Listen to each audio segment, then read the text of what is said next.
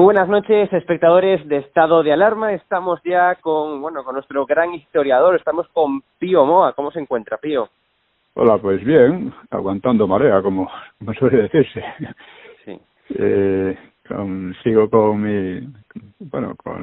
una hora con la historia, un programa de historia que llevo ya mucho tiempo con él, con el blog. En el blog estoy tratando temas muy diversos, pero últimamente he tratado algunos que me interesa insistir en ellos, ¿no? Pues Uno, por ejemplo, pues si te parece, Pío, nos comentas algunos de esos temas.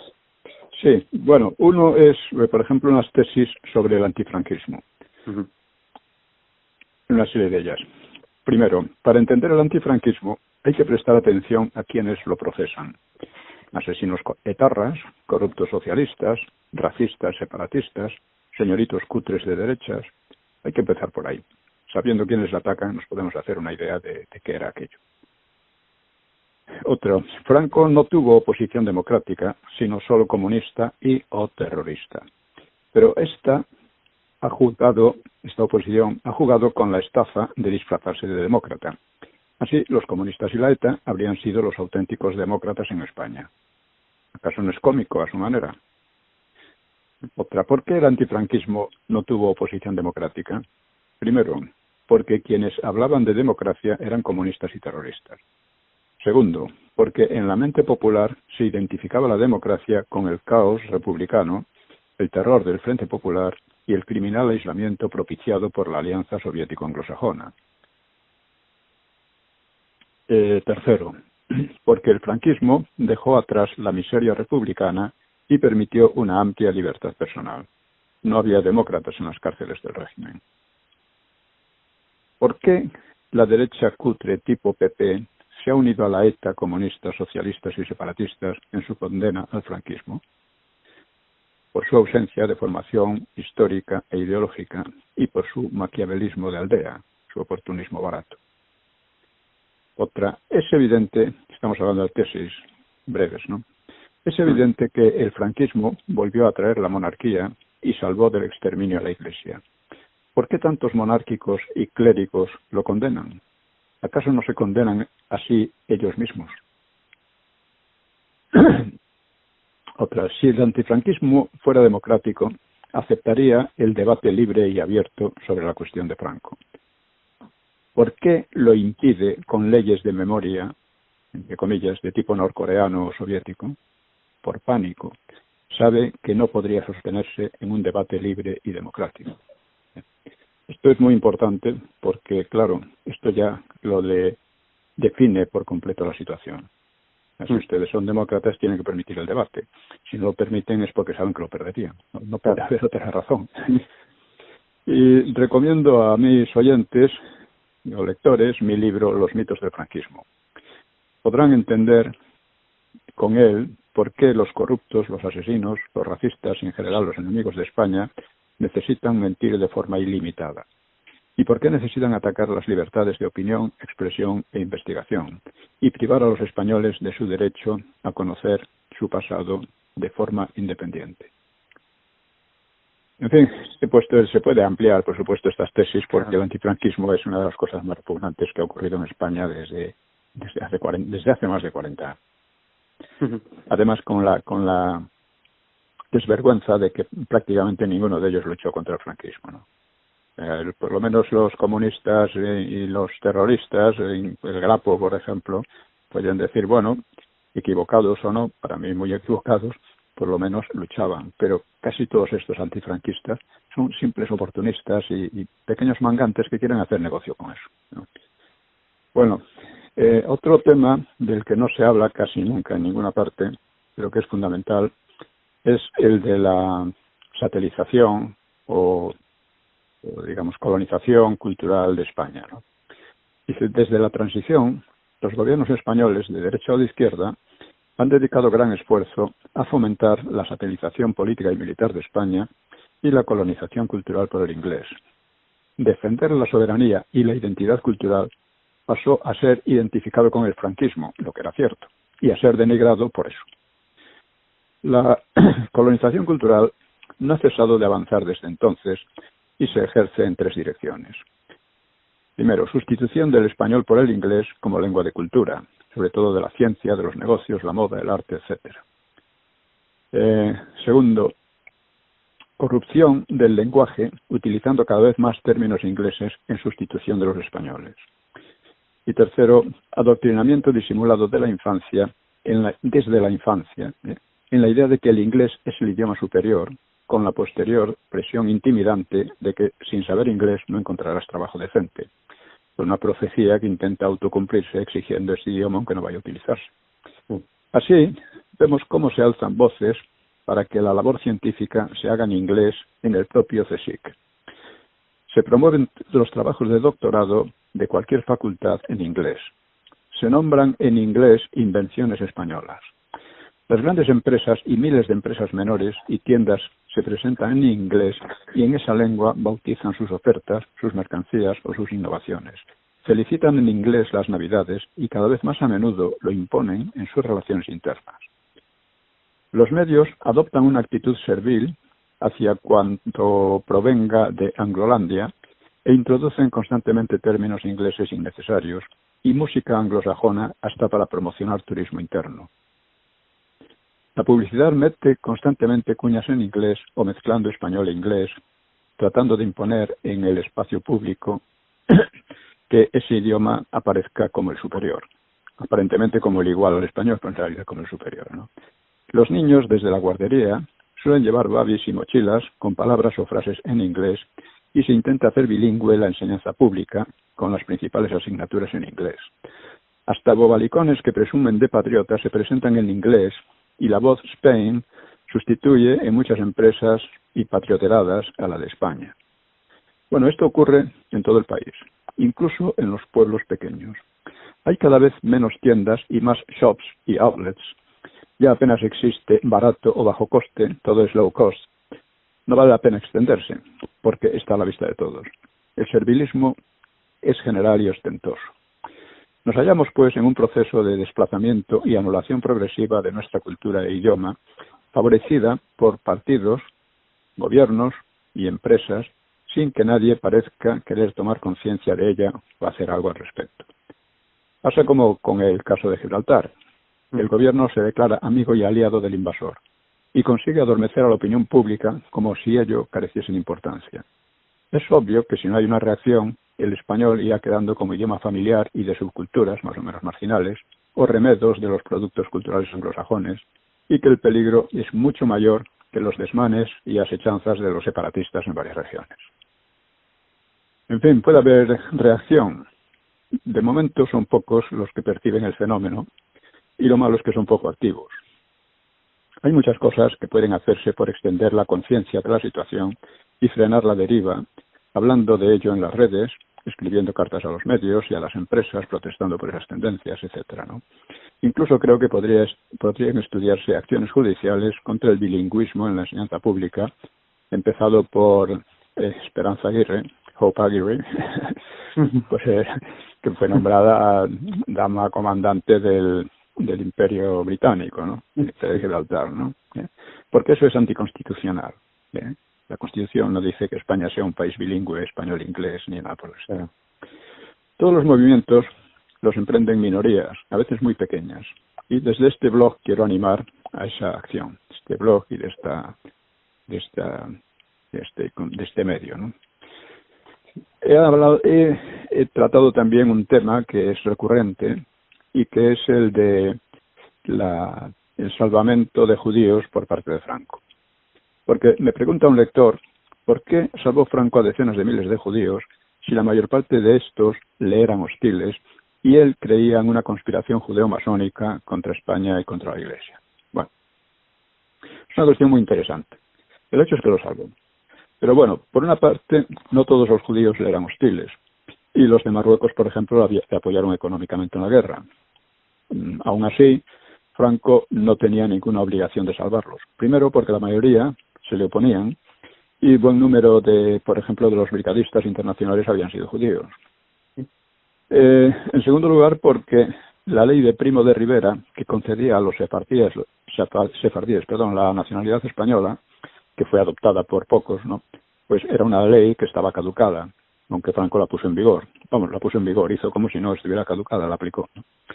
Tercero, porque aquella política introducía tensiones y roces con las autoridades alemanas. Cuarto, porque no le constaba que hubiera exterminio, aunque sí persecución. Y finalmente, sí existe una conspiración masónica contra la Iglesia y contra España. La masonería, por sus propias ideas y concepción del mundo, es anticatólica y es también antiespañola en cuanto que España ha sido un bastión del catolicismo. Esto por sí mismo no es condenable, uno puede tener las ideas que quiera, aunque pueda ser combatido con argumentos. Lo condenable son los métodos ocultos, conspirativos, utilizados. Que porque la masonería es, como sociedad secreta, pues facilita todas estas cosas, ¿no? Ir situando personajes en un sitio, en otro, etcétera, e influir, ¿no? Bueno, que muchos judíos han conspirado contra España desde su expulsión por los reyes católicos es un hecho. Por lo demás, es un hecho bastante comprensible. Resumir todo esto en una conspiración judeo-masónica suena excesivo, pero tampoco es incomprensible a su vez, ¿eh? Así pues queda la cuestión. ¿Por qué ayudó Franco a miles de judíos? Pues se pueden intentar explicaciones cínicas, como que lo hizo presionado por los anglosajones, solo que los anglosajones no hicieron nada por salvarlos, casi nada por salvarlos. Esto lo han denunciado mucho los propios judíos, ¿no? Pero esa presión habría tenido sentido si el salvamento se hubiera limitado a los últimos tiempos de la guerra mundial, cuando la suerte de Alemania estaba echada. Antes no habría tenido ningún efecto, ¿no?, la presión, ¿no?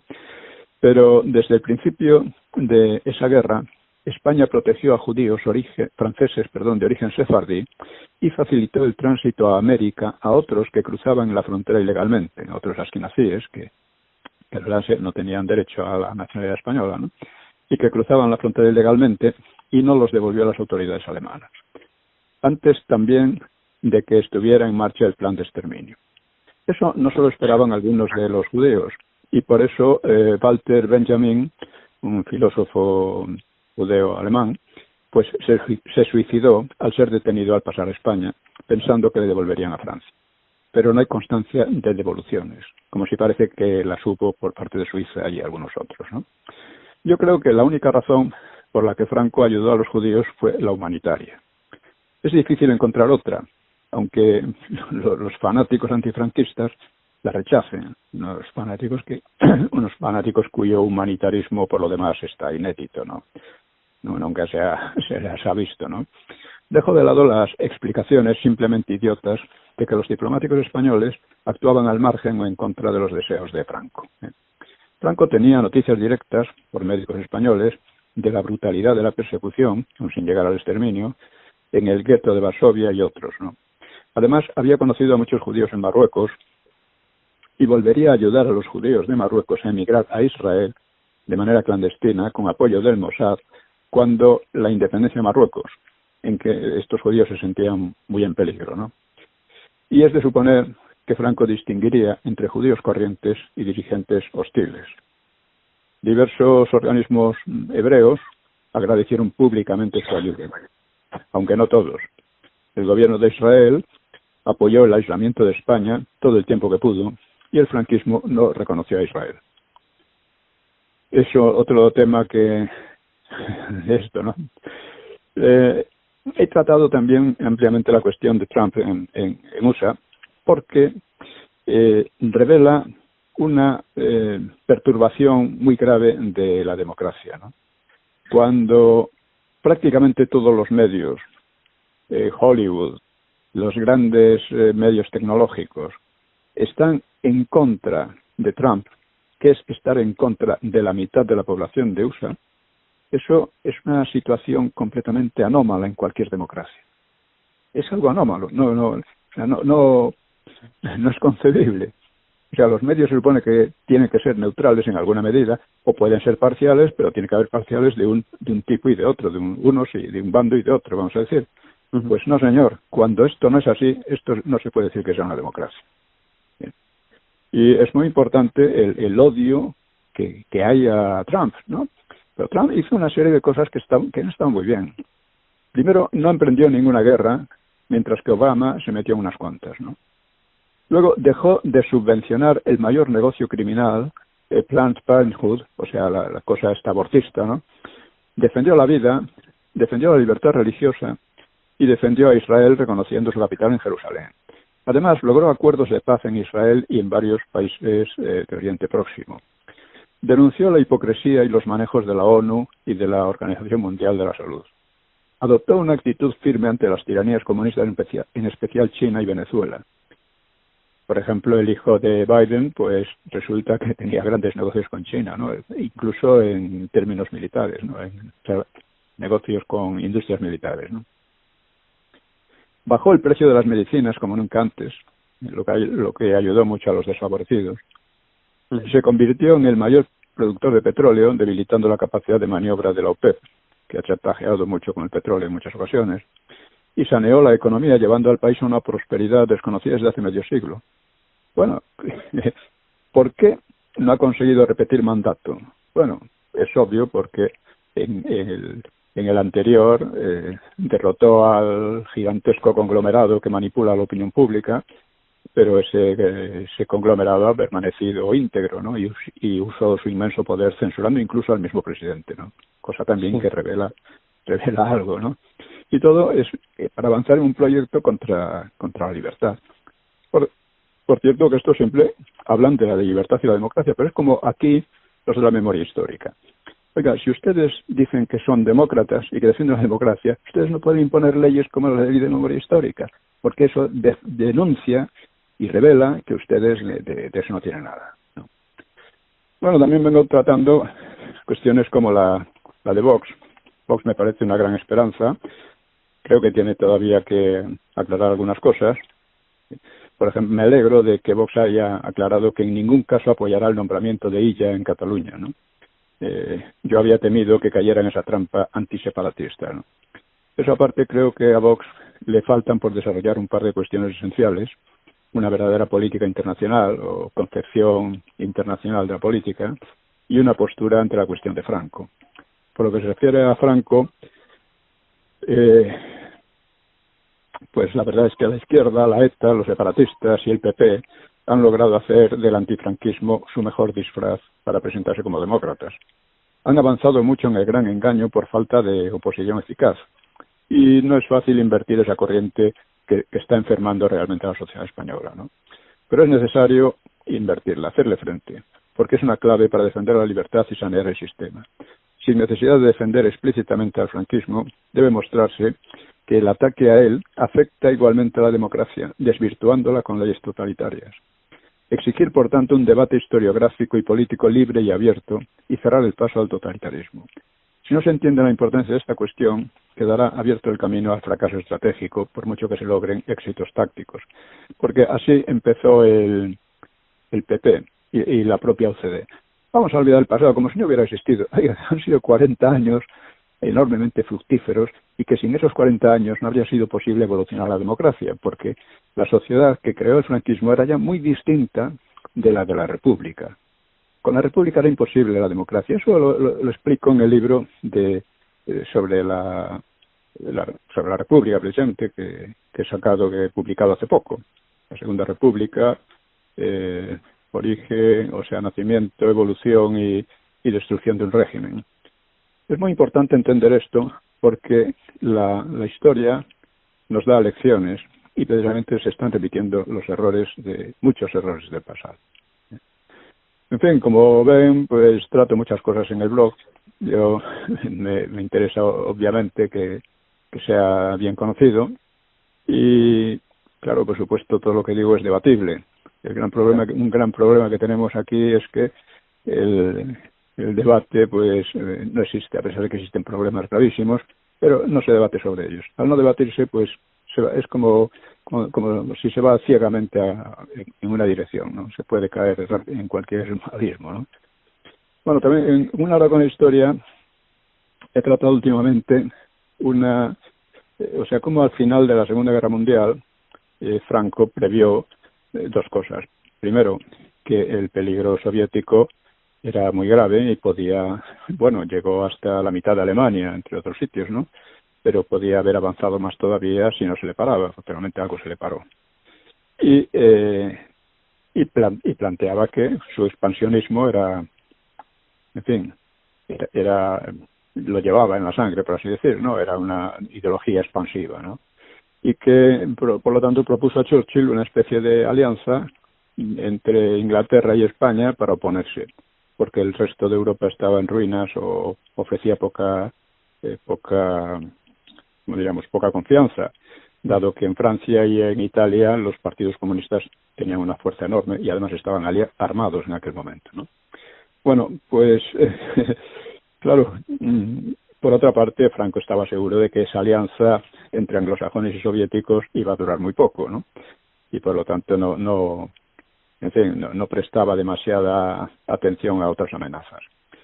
Claro, Churchill y el gobierno inglés respondieron de una manera insultante a Franco, diciendo una serie de sandeces, como diciendo que esa alianza entre Inglaterra y la Unión Soviética iba a ser la garantía de la paz en Europa y no sé qué, tonterías por el estilo, ¿no? Entonces, es muy importante porque a menudo los historiadores, Preston y compañía, pues han interpretado o presentado las cosas exactamente al revés, como si Franco cínicamente, y como no tenía más remedio, pues sí, en parte era porque no tenía más remedio, porque claro, Alemania había perdido, ¿eh? Y Alemania pues no es que fuera aliado de España, porque España no entró en la guerra, pero había ayudado en España la Alemania nazi había ayudado en España a derrotar al Frente Popular. Y esto era importante y Franco evidentemente le estaba agradecido. Hay que decir también que cuando Hitler ayudó en España no había cometido ningún genocidio ni los crímenes que luego hubo en la Segunda Guerra Mundial. En cambio Stalin, que fue no solo el que ayudó, sino que prácticamente el que dirigió al Frente Popular, como demuestro en el libro sobre por qué el Frente Popular perdió la guerra, pues no solo Stalin sí tenía detrás de sí verdaderos genocidios, una montaña de cadáveres, ¿no? Y esta diferencia hay que tenerla en cuenta porque muchas veces cuando se argumenta a lo tonto, como casi todos los antifranquistas, pues mezclan las cosas de mala manera.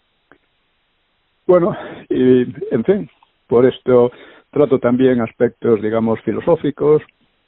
Bueno, le voy a comentar algunos breves comentarios que he hecho. Sí. Dice, creo que nada retrata mejor a los separatistas catalanes que la figura del caganer. Se pasan la vida cagando embustes e invenciones pretenciosas, cagándose en España, en Castilla, en la Cataluña real, que siempre fue parte de España, cagándose siempre ellos a la hora de la verdad y llenando de hedor la política. Tal cual. Sí. Y bueno, en resumen, dice, España es el único país del mundo cuyos gobiernos apoyan y financian los separatismos. Rescatan de la ruina a una organización terrorista. Regalan la soberanía a las mafias LGTBI de Bruselas. Se declaran amigos y aliados de la potencia que invade el país por la posición estratégica de Gibraltar. Envían tropas para acciones de interés ajeno, bajo mando ajeno y en lengua ajena. Fomentan la colonización cultural por el inglés. O sea, todavía no han logrado destruir a España, pero han avanzado mucho y hay que detenerlos. Pues en fin, no sé, creo que por esto, por ahora, me he explayado lo suficiente. Perfecto, Pío. Pues nada, si quieres comentar ahora para finalizar, pues qué crees que ocurrirá en Cataluña, ¿no? Porque claro, está todo el mundo ahí viendo esta vergonzonería, ¿no? Que están haciendo, el Salvador y ya, bueno, pues deja, es que esto de verdad es una cuestión verdaderamente increíble, ¿no? Deja el Ministerio de Sanidad, ¿no? En plena pandemia, luego hace un cambio de cromos y ya para el territorio, para el Ministerio de Territorio que tenía Carmina Darias, digamos, ocupa el lugar de Salodilla, es decir, están cambiando los ministerios como si fueran cromos, ¿no? O sea, es que estamos asistiendo a una cuestión que es verdaderamente vergonzosa. O sea, es la decadencia de la política a más no poder, ¿no? No sé cómo lo ves tú, Pío. Sí, bueno, pero esto llevamos ya mucho tiempo con esto, ¿eh? Esto no es de ahora. Sí. O sea, eso es verdad. De esto llegamos, por ejemplo, las acciones, las leyes que impuso Zapatero eran ya prácticamente un golpe de Estado, ¿no? Eso es verdad. Memoria histórica, leyes de género, toda aquella bazofia, las nuevas, ¿cómo se llaman? Los nuevos estatutos que dejaban en residual la presencia del Estado en Cataluña y luego en otros, en Vascongadas, etcétera. Todo eso viene Zapatero y es una cosa literalmente anticonstitucional. Y sin embargo ha pasado con el apoyo del PP, ¿eh? Y claro, ¿qué pasa en Cataluña? Pues Cataluña pues es un proceso de podredumbre que va a más. Va a más Claro. porque, claro, el PP nunca lo ha podido parar, sino que ha participado en él.